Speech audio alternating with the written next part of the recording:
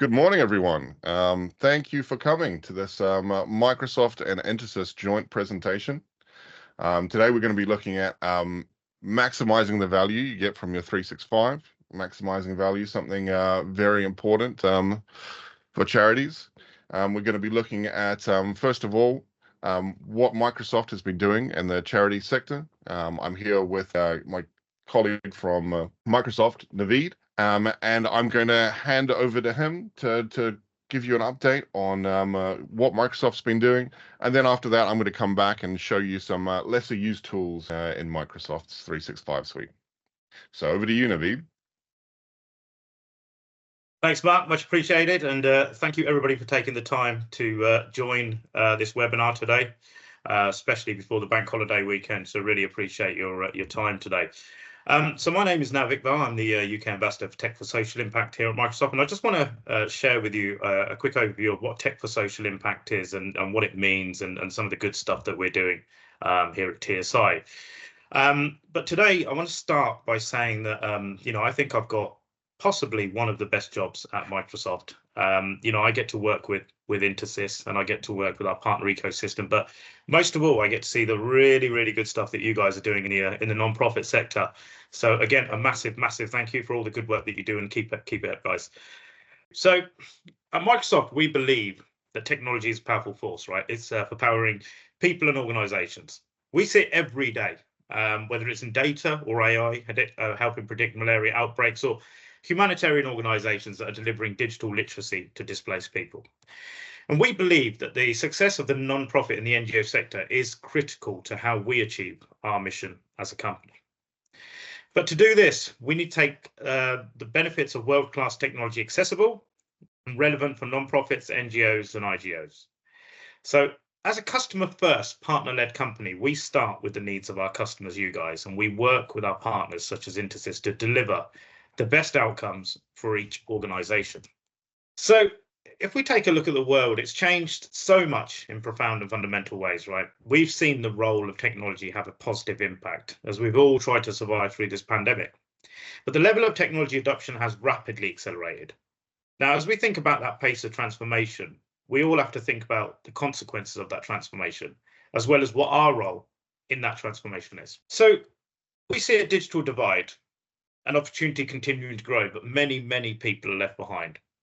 So to give you an example, the number of children in sub-Saharan Africa that are literate at the age of 10, so that's when you stop learning to read and you read to learn, is 10%. 90% of children can't read in sub-Saharan Africa. And that means they can't get a job. That also means the economic opportunity gap is growing, and COVID had an impact. And we look at technology, it's got a massive role to play there. We look at the persistent fundamental rights issues. We see tragic and unlawful wars unfolding all over the world, and we're seeing human rights today and every day on the news being violated. And technology has a role to play there. We also see an urgent climate crisis. So in 2021, at the end of June, it was 106 degrees Fahrenheit in Seattle. It was also baking in the Netherlands at that time. Now, that's not normal, and I believe we've also just had the hottest January since records began. And there's a role for technology to play in supporting the world to become a better, cooler, safer place. And then there's this diminishing trust in big technology. There's questions about our motives, our motivations, but it's critical that we apply technology and innovations to address these challenges without sacrificing our core values, such as trust, privacy, transparency, and inclusion. So we realized we needed to evolve and think about a different business model role in supporting societal changes and the organizations and non-profits that serve this purpose. So in 2017, Microsoft Philanthropies brought its contribution efforts together with Microsoft Commercial Sales and Business Development to create Tech for Social Impact. We created Tech for Social Impact to empower every non-profit and humanitarian organization to accelerate social good. As we help everyone achieve more, we're committed to sharing our learnings and reporting our progress across a variety of societal causes, such as affordable housing, digital skilling, and climate change, to name a few. Now, just to give you a couple of examples, we've reduced 21 million metric tons of carbon dioxide equivalents by our top suppliers. And each month we analyze over 470 billion emails for malware and phishing attempts. We combine our grants with non-profit commercial engagement in a single team to accelerate impact through technology, deliver solutions to empower social breakthroughs, and help accelerate Microsoft's philanthropic efforts through our efforts and those of our partners such as Intersys. We don't only provide technology grants, we also reinvest any profits made from discounted sales to larger charities back in the sector to help the smaller ones. We give free software to those with 10 or fewer employees, which makes up about 80% of the world's 4 million non-profit organizations.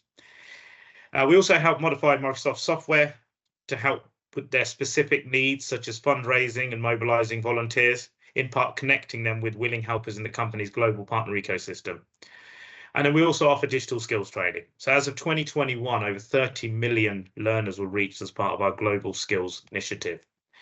So we're committed to helping in the following ways. Affordable technology solutions. We work closely with nonprofits to create purpose-built solutions on technologies across all of our product stacks. We're committed to helping nonprofits get access to the best practices, reference architectures, and faster data insights. Capacity building, delivering technology isn't the whole answer. In Tech for Social Impact, we recognise that capacity building is often the key to successful adoption of new digital technology. So that's why we're committed to helping organisations get access to training and certifications to improve their digital skills. And then we look at the Microsoft partner ecosystem. We leverage tens of thousands of our commercial partners, such as Intersys, to create a healthy ecosystem of partners that are dedicated to delivering solutions and services designed specifically for the non-profit sector. And then lastly, the social investment model. So all incremental funds after cost covered go back into the team and charitable contributions. So if we take a look at the larger Microsoft, we're looking at 350,000 employees. We're now the largest organization globally. There's in the TSI team, there's 250 of us globally, roughly. So we're slightly smaller than the larger Microsoft, but we're an organically growing part of Microsoft. So we keep all the small bits of margin that we make for the licenses that we transact into non-profit using our partners, and we grow organically. And then everything else we reinvest back into non-profit. So the work that we do at TSI and the broader philanthropies organisation is some of the best and most powerful work in bringing those pillars we talked about to life. The TSI team is truly committed to this sector and the idea that it's absolutely core to Microsoft's mission to empower every non-profit and international development organisation with Microsoft technology. So we've got so many examples of how we directly impact Microsoft societal pillars. Let's just take a look at a couple now. So our partnership with UNICEF is a great example of how we directly support inclusive economic growth. So as I mentioned a couple of minutes ago, 10% of children aged 10 in sub-Saharan Africa can read and 90% cannot. Now, UNICEF terms this gap learning poverty. If you can't read, it's very hard to learn, which in turn impacts your economic prospects. So through our Learning Passport partnership, we've deployed community training to assist with crisis in 23 countries and 20 more are in process. And millions of kids are registered and nearly 300,000 have completed training. And some of the hardest to reach locations are adopting the fastest. So the two biggest adopters at the moment of tens of thousands of kids learning are Laos and Somalia.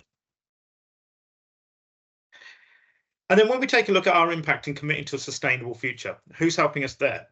The National Forest Foundation is a non-profit that works to preserve and protect wildlife and habitat and forestry across 193 million acres of national forest system. So in partnership with Threshold World and the National Forest Foundation was able to implement Microsoft Cloud for non-profit solutions. They're now able to track donor dollars, quantify the impact of their work, and further their mission of environmental restoration and conservation. Now, each dollar raised translates directly to another tree planted or preserved. And then how do we protect fundamental rights? So United Kingdom-based non-profit Barnados connects hundreds and thousands of families and children in need with valuable social services each year. They're especially passionate about protecting the fundamental rights and safety of children. To best make those connections, Barnados must ensure that employees have the technology they need to work effectively and efficiently and accurately. And the organisation also needs to show their potential donors that the work it has been doing has a concrete impact. And by deploying Microsoft Cloud technology and Surface devices, they've helped employees be more effective in the field, and it's helped gain valuable reporting capabilities that are essential in securing funding to meet the increased demand during COVID-19. So, as I mentioned earlier, there's a number of offers that are available from Microsoft for the non-profits. I would highly recommend you speak to Intercess to understand how you can take advantage of it. If you're not registered a non-profit, I strongly urge you to get on the support tool and get yourself registered. I'll share the link in a minute in the chat on how you can do that. If you're a UK-based non-profit, a charity, you need to be taking advantage of these offers straight off the bat. Even if you do nothing else, take advantage of these offers. And if you're concerned about how to register, you're concerned if you are already registered, if you have a tenant set up, again, speak to your partners. That's why they're here, to support you and help you. And if you come across any issues in terms of registration, we can work together with Intercess and make sure we get that ironed out. So please take a look at these and take advantage. So hopefully all of that demonstrates that non-profits is part of our DNA, right? It's who we are. Microsoft have been engaged with charities since 1983 with the inception of our employee giving campaign. But our work's only just begun, really. I mean, this year marks our 6-year anniversary, and we're more motivated than ever. But truly reaching our vision at real scale requires a broad base of amazing teammates like you guys in every corner of the globe. So back in 2023, we provided 3.8 billion in grants and discounted software and services, and we equipped 325,000 non-profit organizations with modern, secure, and scalable cloud solutions, which includes 242 million donated by Microsoft employees, which includes company match. And in July 2020, we also launched an initiative to help 25 million people worldwide acquire the digital skills that were needed in a COVID-19 economy. So everything that we do is driven by this deep sense of purpose and timeless values of trust, privacy, transparency, and inclusion. I think they're the values that our customers have come to expect of us, and today's fast changing society requires of us. Now, the question really is, what is our role in modern day? So Milton Friedman, who is a renowned economist, he said that the role of a company is to serve its shareholders. That greed is good. But I think we all know the definition has evolved, because it turns out the companies don't operate in some parallel universe or a vacuum outside of the planet. We're all the same. We're all affected by the world around us, whether it's global warming or it's poverty or it's our next market in Africa. Billions and billions of people in our world are affected. So the definition of what a company needs to do, every company, it came from the Business Roundtable. And that's 181 CEOs who come together and they say that the role of a company is not to serve its shareholders, but it's to serve its stakeholders. And our stakeholders are our employees, our partners, such as Intercess, but most importantly, it's you guys that are on the call today. It's our customers. And that's the communities that we operate in. And our philosophy at Microsoft is simple. Companies that can do more should do more. And I think since the inception of our Tech for Social Impact program, we are doing more. So with that, I want to thank you guys again for taking the time to listen to me today, and the fantastic work that you guys do in the non-profit sector. Keep up the good work, and please reach out if you've got any questions. Otherwise, I'll be passing back to yourself, Mark. Thank you. Thanks, Naveed. I really appreciate that, and I really appreciate what Microsoft's doing for the not-for-profit sector. I'll introduce myself properly. I am one of the directors at Intercess, and I specialize in IT strategy, particularly with schools and charities. I've been in the industry for almost 2 decades, and my first proper IT job was a IT manager for a charity based in the UK with about 4 or 5 offices spread all the way up to Scotland, down to London. And I understand what it's like to deliver for the charity's needs with the charity's budget. You have to know the value of every pound because it's a donation. And so you need to stretch it as far as you can. I'll tell you a little bit about Intercess. So Intercess has been going for 25 years. I've been with them for the last 9. And we are a Microsoft solutions partner, which is kind of the highest level of partnership. with our specialty being in modern work, which is essentially the 365 suite and Azure and Intune and all that good modern stuff. And so what I'd like to talk before going on to the kind of features that I'd like to talk about in 365 that you might not know about is just give a quick overview of the charity offerings, the basic ones. So as we can see here, we've got three key pillars. Now, I imagine almost all of you have the first one, which is because it's free. You are able to get not only access to the web versions of Word, Excel, PowerPoint, you also have your own mailbox, up to 50 gigs of storage there, and your OneDrive, which has a terabyte of storage. But you get access to SharePoint and Teams. And that means that someone that has that license can collaborate fully with the rest of your team, saving documents, sending messages, joining meetings, sending emails, all as part of the charity for free. Now, there's 300 licenses available per organization, and it's fantastic for volunteers to make them feel like part of the team and make them actually use your tools in your stack. The next level up is only £2.50 per user per month, and that's the same, but it adds the full fat desktop versions of the software that you're probably used to, and it also adds the bookings functionality, which we'll talk about a little bit more later. Now, the final offering here is the Microsoft 365 Business Premium. Now, I think this is fantastic value because not only do you get everything that we talked about, you also get a bunch of additional features. So Intune is a big one. Intune is a system that allows you to remotely manage all of your computers and mobile devices that are connected to the company. You're able to deploy apps, deploy security policies, and even, set it up so the computers essentially configure themselves. You can take one out of the box and log in with a username and password belonging to your company, and that will automatically pull down the security features, the security policies, or any applications that you want installed. A fantastic bit of software. As well as that, it also gives you Defender for Endpoint, which is like an antivirus. For those of you that are as old as been around as long as I am, think Norton or McAfee. But Microsoft's is the only one that's able to interact directly with the operating system, making it one of the best.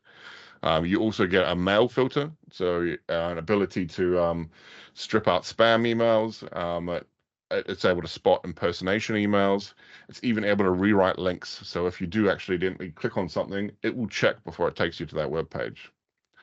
And so at that £4.50 per user per month, it's incredible value. And you kind of need to ask yourself, am I double paying for some of this stuff? Because chances are your antivirus alone will cost you £2 per user, and maybe a mail filter will cost that again, and then it's already paid for itself.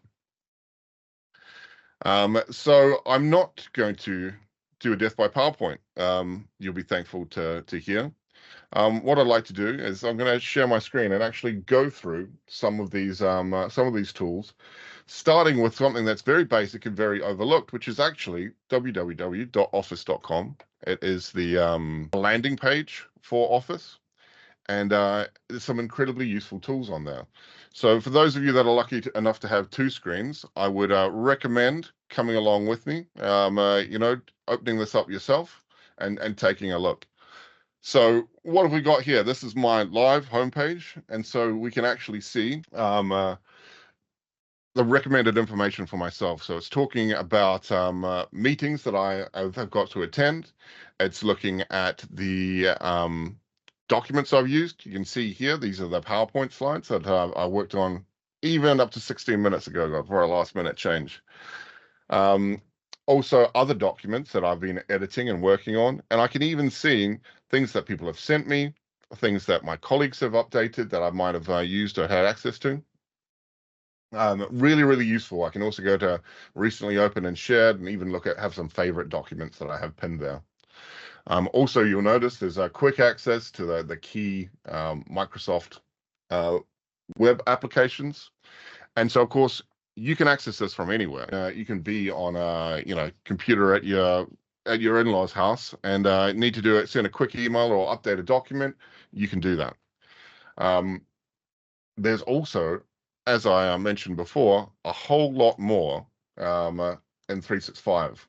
And so if we click on these three dots up here, you can see I get this little app that opens, and we're able to look at the full set of Microsoft apps. Now, there is a lot here, and unfortunately, I don't have time to go into everything, but I'm going to go through some key ones that I think will add most value to your charity. We're going to take a quick look at bookings, and then go into insights. Then we're going to take a look at the speaker coach and dictating software. Then look at forms, Power Automate, and then at the end, we're going to have a quick look at Copilot and what you need to do to get ready for it.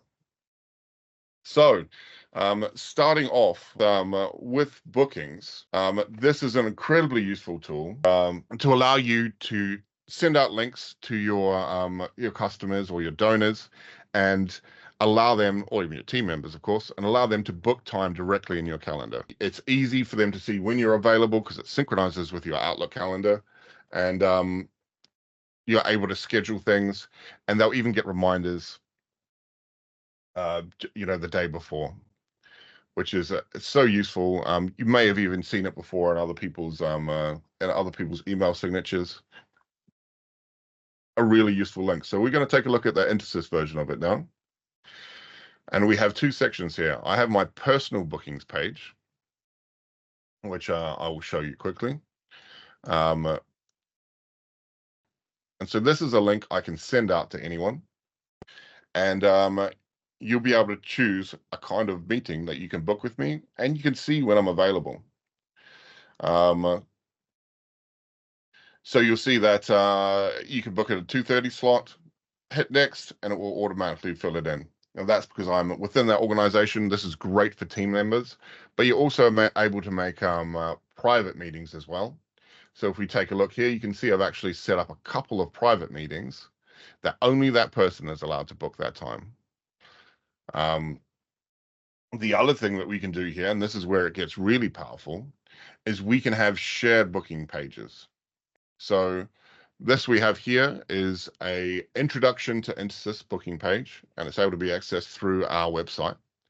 And I've assigned some staff to that. You can see I've got myself, Gargi, and Tim. And essentially, when a customer books a meeting, it will choose whoever's available at that time to attend the meeting. We're able to offer different services in this, such as if we're looking here at a digital transformation discussion, they're able to book that in and it will go into all of our calendars. We're also able to add services. So as you can see here, you can assign different staff to it. You can choose the time that it's going to be available for people to book. Make sure you've got your kind of minimum lead time in there so things don't jump up on you. And you're even able to customize the page to some extent as well. So there's a lot to that. It's very easy to set up, so I would recommend taking a look for yourselves. And if there is anything that we can assist with, please feel free to reach out or ask any questions at the end of the webinar. So this is an example of how that would look. The person chooses the time, puts in their details, hits book, and it's done, and it'll go straight into our calendars.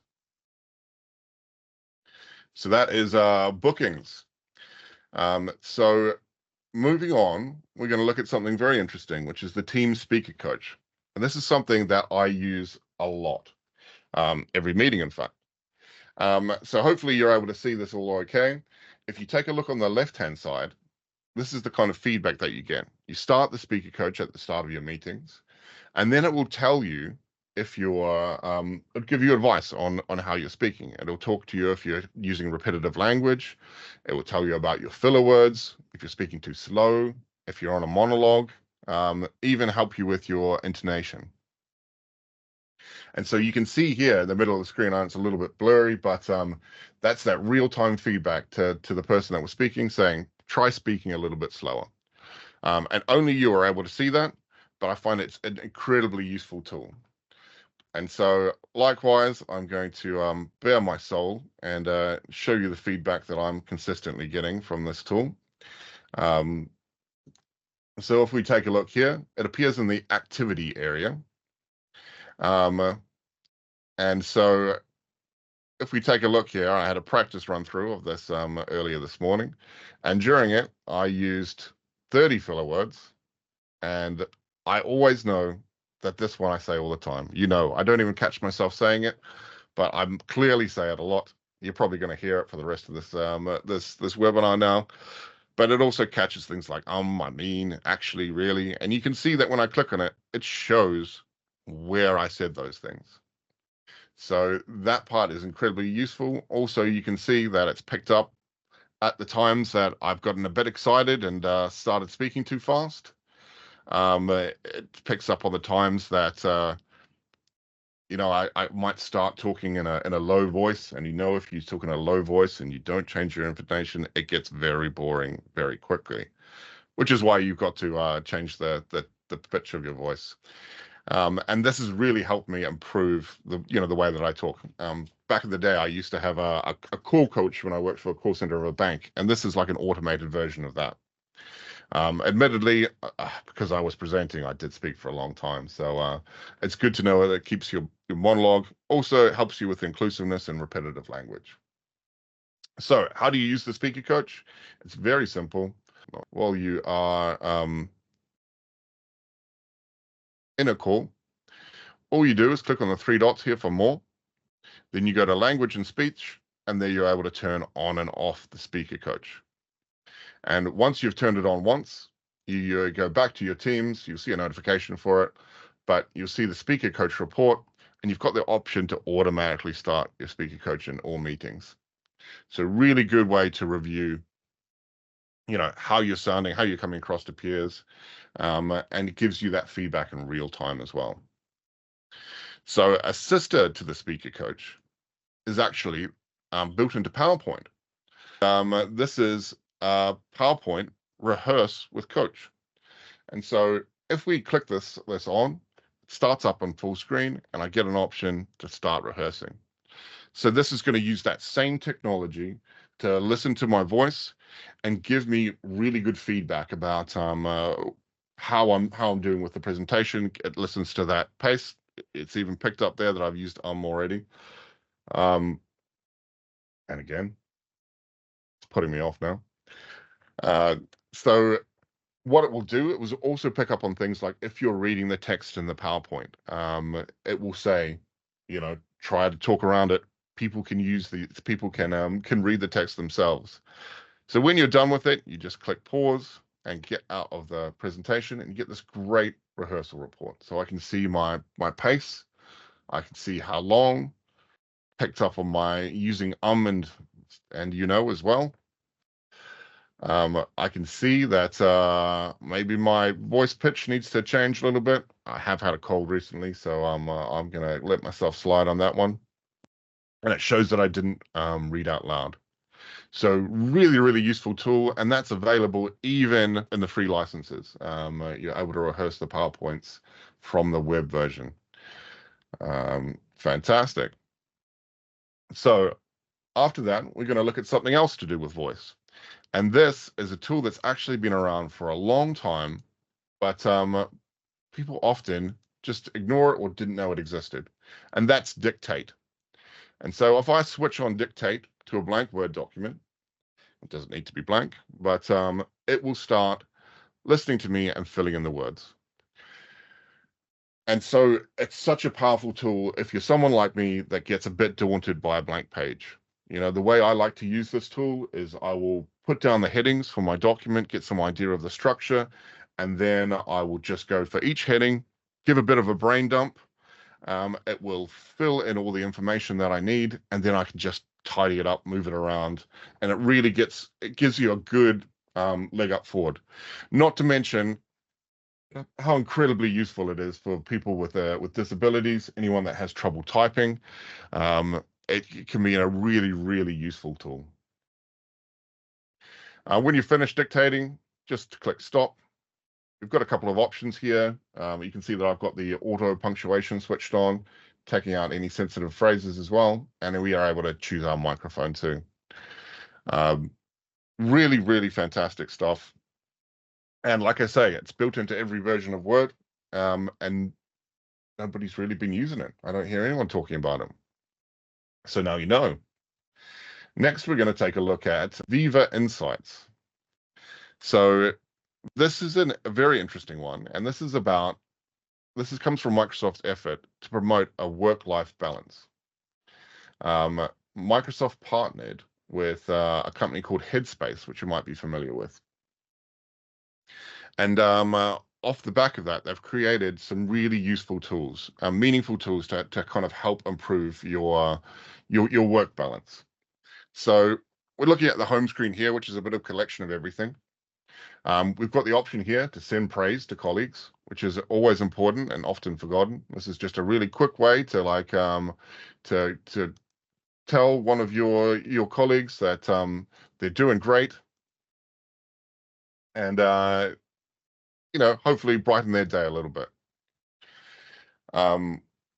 You've got the option here to book focus time. This is something I use a lot, and we'll go into a little bit more detail in a second. And this is where I will block out some time in my calendar. I'll automatically go into Do Not Disturb. And for me, someone who's in meetings almost all day, it's just about the only time I get to go through my emails. This here is some part of the partnership with Headspace. All of this is free with the Viva Insights. I like to use this one quite a lot. I'm one of those people that needs to listen to music when I'm writing a document to kind of shut my monkey brain off. And this is some music that is designed to help you focus and run in the background. Once again, let you explore all of those things. If we take a look here at the well-being on the side, we're able here to look at my focus plan. So as I mentioned before, I've got an automatic plan for booking in focus periods within my calendar. And so I've selected an hour a day I need to focus. So that will automatically populate my calendar. Prefer it in the afternoon, definitely after 5 o'clock. If I don't have any afternoon slots, it will put it in the morning and it'll make sure I have them. And during that time, I've chosen to mute all notifications. Now you can customize this to your plan, but it is something that is really good to do, and especially if you stick to it. I haven't had as much success with no meeting days, but it does give me reminders to see if I can clear out things to make a no meeting day. I will get there one day. The other thing that's quite useful here is the quiet time. So after 7 at night and before 7 in the morning, I don't get pings on my phone from emails or Teams messages. Very good for your mental health. And Saturday and Sunday, I don't get them at all. Really does help you switch off, particularly those of you that are primed to listen to that email notification. And if you hear it, you can't relax until you've read it. There are a few other options here, but once again, for time's sake, I want to let you explore them on your own. Another part that's really interesting is productivity, and here we can take a look at my meeting habits. You know, what meetings I've organized. Have I been good and not made them overlap? One thing that's really key, and I've been working on improving personally, and I'm quite happy with, is I didn't multitask. So I didn't send any emails or any chat messages during 82% of my meetings, which is certainly an achievement for me, and I know it'll be an achievement for a lot of other people out there. You can even look into the details of each meeting and kind of drill down into that and see how it went. Then regarding teamwork, this is also very interesting, if only for your own benefit. You're able to take a look at your network and see who you've been collaborating with over the last 4 weeks. So I've done 97 hours of collaboration time with 57 people over the last 4 weeks. And I can see here exactly who that was. And so my number one contact, the joke is, he's my work wife, because I probably spend more time working with him than I do with my real wife. Jake is number one, and the two other directors I deal with a lot. And then, of course, our project manager and our finance director. And then you can see the other people moving out in the organization. Now, this isn't everyone, of course, but is the people that I spend the most time with. Really interesting to know. Great. And so that is Viva Insights. The next thing we're going to take a look at is Microsoft Forms. So Forms is a really powerful tool, really great for charities. Essentially, what this is a way for us to collect information either from internally within the team or from the public themselves. So forms are a great way to potentially you've had an event and you want some feedback from it. Great to send out a form to the attendees and get some responses there and learn how you can improve and how you can do it better. Feedback from donors, also fantastic. So clicking a new form, very, very simple. We just call this test form. We're gonna add a new section here. So as you can see, there's a lot of different options. Choice is often the easiest one. And we can say, how was this webinar? And option 1 can be great. Option 2, incredible. Because it's the only option, and I spelled it wrong. But hey, so it's easy as that to get a question. I can change the style here. I'm able to make it fit the your charity's style. I'm even able to add some music to it. Should that be appropriate? And when that comes through, it will look like this to the people that are receiving it. Once received, we're able to take a look at the responses, even export them to Excel. And so as part of this this webinar, we're going to send you out a form to fill in. So either during the webinar or after, if you're able to go through that, my colleague Faye is going to be putting it in the chat any minute. And if you're able to fill in that questionnaire, you will go in the draw to win the USB-C dock that was mentioned on the landing page. But what I'm going to show you now is actually one of the forms that we did internally. This is an Intersys only one. This was sent out just as we were coming back from the pandemic. Everyone had been working from home for a long time. And we were also expanding as a team. We wanted to extend the working hours we were doing. So instead of working from 9 to 5, everyone, we were going to change it from between 7 till 7. And so we got people to put through, the preference for their shifts. If they wanted to work split shifts, how much they wanted to be to work in the weekends, which unsurprisingly wasn't that much. But as you can see, was really useful tool for gathering the output from our team. And the one thing I really like about Forms is this present function, which is quite new. And so for each one of these responses, I've got a really nice visualization of what people said. Would people consider working shift hours? No was the primary, right? 2 people directly said that.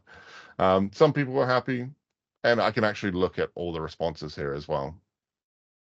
How much people wanted to work on the weekends, how happy people were working from home. No surprises there. People were very happy, and as such, I think we're only ever going to go back to a 2-day working week. Once again, nice word cloud about responses for how we could improve our home working. And unfortunately, we weren't able to give people bigger houses. We're not quite that successful, but one day, hopefully. And so that's Forms. Fantastic way for gathering information and really powerful tool to reaching out and speaking with your donors, especially because you can do it anonymously. But where it becomes really powerful is when you actually pair it with the next thing that we're going to be talking about, which is Microsoft Power Automate. So I can't show any good examples of this, but I can tell you about the way that it works. So Power Automate is able to take data, such as the data you receive from Forms, but also from SharePoint, from Power BI. Even if you've got some skills, you're able to take it from third-party softwares like your CRM or your donor management system. And you're able to automate flows. So for example, the way we use it is for a purchase request form. You're able to, we've got a form that you can fill in from our intranet.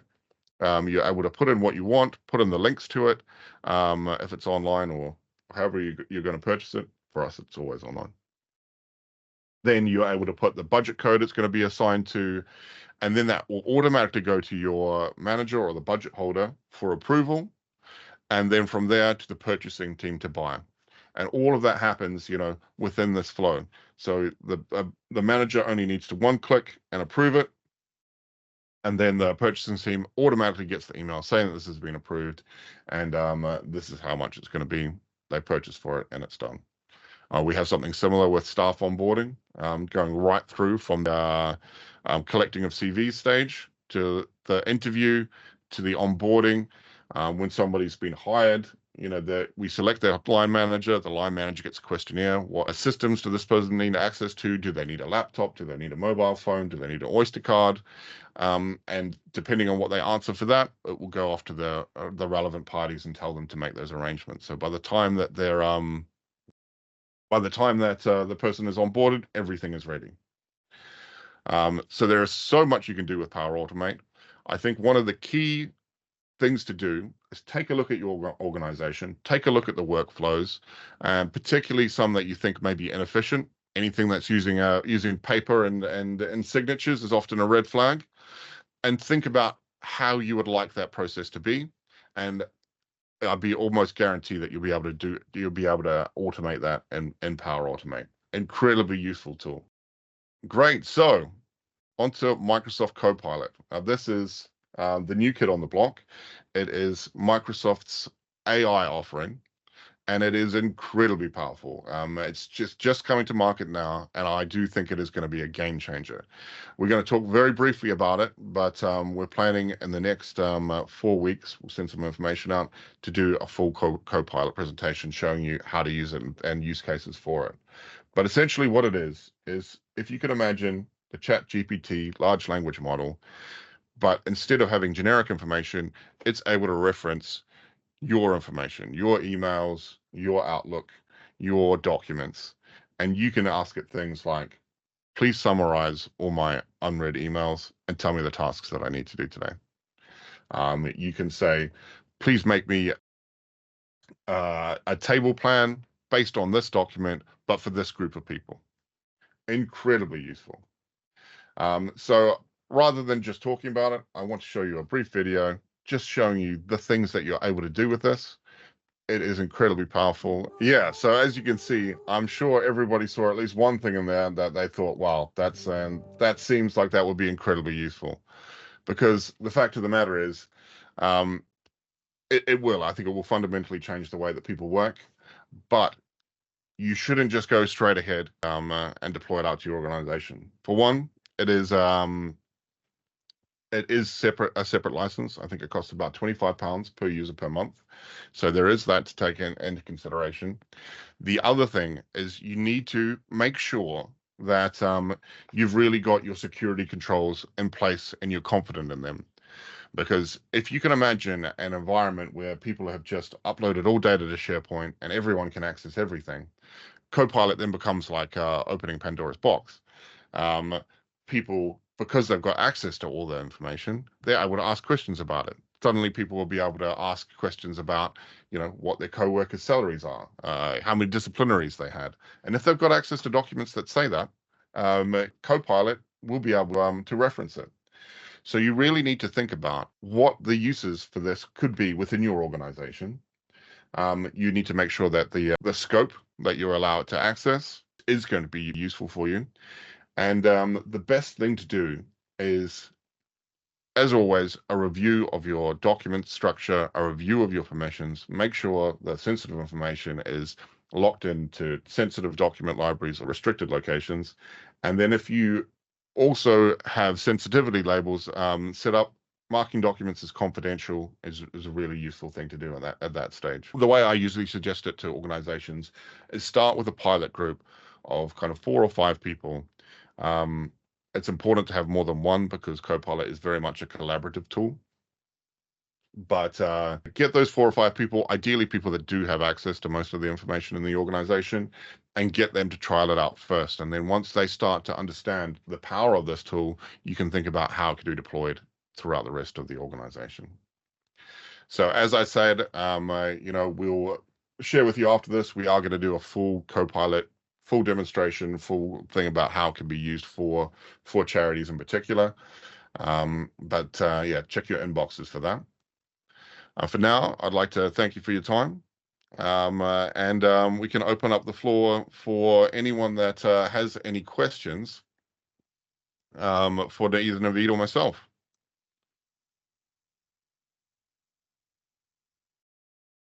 I think we had a couple of hands up, don't we, from We Joe? do indeed. Joe, I'm going to allow your mic.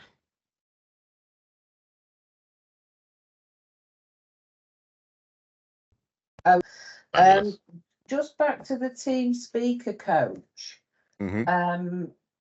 Obviously, I've got quite a strong accent, so I would be quite interested in that. So, can you just flick to that screen and show me how to access it? Absolutely. Thanks. So you noticed I do have an accent as well. It works fine with my New Zealand accent, so hopefully it'll be all right with yours. So I use the new team, so it may be slightly different for you, but certainly in the meeting, in the three dots, we've got language and speech, and I can turn on and off the speaker coach. Also live captions here. I didn't talk about that, but that's also a useful one to fiddle around with. If your menu is slightly different, if I recall, I think the speaker coach is one of these options here. Right, brilliant. I should have all of it. I mean, we've had a few hiccups with new teams, so we've sort of reverted back to old, but we will be trying new teams again. It's gotten a lot better over the last couple of months. I was a hold up for a while as well, but I've finally switched across and stayed there. Thank you. Fabulous. And so Paul asks, we are a new charity and have a business premium license, which is used by our core team. We want to engage more volunteers. Can we also have a business basic license? Absolutely. You can have, and one thing I didn't mention is the first 10 business premium licenses are free, free for your organization, which is such a good value. You are able to have a mixture of two different kinds. Absolutely. So all you need to do is just go into the billing section, add those licenses, and roll them to the tenant. If you do have any issues, feel free to reach out to us. We're able to help you with it. Next question is, do you have any experience in 365 Dynamics that you could share? Yes, I do. I'm not personally a Dynamics specialist. We partner with another company that does our Dynamics work, and we'd be happy to put you in touch with them. Dynamics is a fantastic tool. I think it is one of the best CRMs out there. And the fact that it links into all the rest of Microsoft 365 is so useful.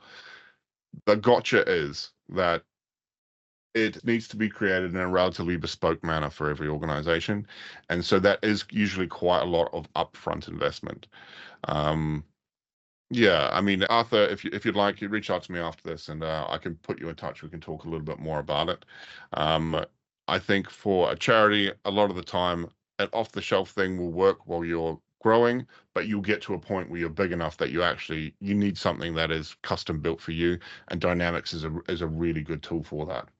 But once again, do expect that the initial investment will be relatively high, not just from the consultant point of view. It's actually figuring out what it is that you want the Dynamics to be able to do. And so often that is the best place to start with a CRM, is figure out exactly what your requirements are, and then have a look to see if there's anything on the market or if that's something that can be easily built for you in Dynamics. Fantastic. I see we've also got a few questions in the chat. So Ken asks, can you attach documents and form responses? Yes, you can. Yes, so that's one of the options. Definitely worth having a look and fiddling around in there. I could send you a link after this about how to do it. are the free business basic licenses for volunteers or employees. They are for either. They don't necessarily, even if they're a paid employee, they can still have a free business basics license. I think one of the things you need to consider is with the business premium licenses, you do get that extra cybersecurity protection. And if that employee is going to be handling sensitive information, personally identifiable information like donor information, then you may want to make sure that they've got that extra security. Fantastic. I think that's all the questions I had so far. Anyone else looking to raise your hand? Oh, Tim, I can see you are. Feel free to go ahead. Thank you, Mark. I work within Mark's team, and certainly the Copilot little snippet at the end is very interesting. As Mark has intimated, we have a second webinar, which is on the 2nd of May. We're offering first attendance to that to the people that have attended today. So in the forms questionnaire, I think it's question 6 in there. If you would all be so kind as to let us know whether you would like that invitation, we can get them off to you next week. Thanks very much. Fantastic. Thanks, Tim. Yes. And Jane, I see you've got your hand up. Mark, thanks for that. Yeah, unbelievably helpful for me. Thank you. When setting up a Teams meeting, is there a way of attaching an agenda into that meeting? Yes, absolutely there is. There's 2 ways of doing it. I'm a little bit old school, and I like to use Outlook. And so when you set up a Teams meeting in Outlook, you're actually just able to put the agenda in the body of that email, and that will appear there in the Teams. Let me just show that to you. 2 seconds. The other way is doing it directly through Teams. So I'm going to share my screen again. So if I look here, and I'm sorry for my calendar, it's horrible. But if we take a look at say this webinar, for example, I'm going to open it up. And so we've actually got the agenda information in here.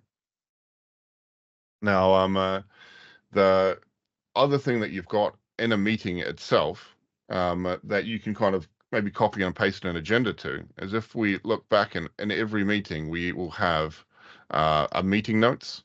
And this is a document that everyone in the meeting, it's actually based off of OneNote. This is a document that anyone in the meeting can add and put in. So that's a new feature. I must admit I haven't used it a lot, but it can be very useful. The other thing, and this is a bonus for everyone, is there is a Teams premium license that costs about £7 per user per month. But we actually do have these, and what it means, I'm trying to think of a meeting that I've actually recorded recently. What it actually means is it. All right, no, we did. Here we go. It will record, if I record the meeting, it will actually give me a recap screen, the screen here. So it was actually a one-to-one I had with one of my staff, and it's actually automatically created the meeting notes for me and the following up tasks. Now, these do need to be reviewed, but as with everything with AI, but once again, for people like me that don't like typing, it's a fantastic tool to just capture that. Brilliant, thank you. Most welcome. Got anyone else with their hands up? Fantastic. I think that's everything. Well, thank you all for attending. Really appreciated the opportunity to be able to speak to you. If you do have any questions following this, feel free to reach out. Happy to book in a meeting with myself and Tim. Thank you all, and thank you, Naveed.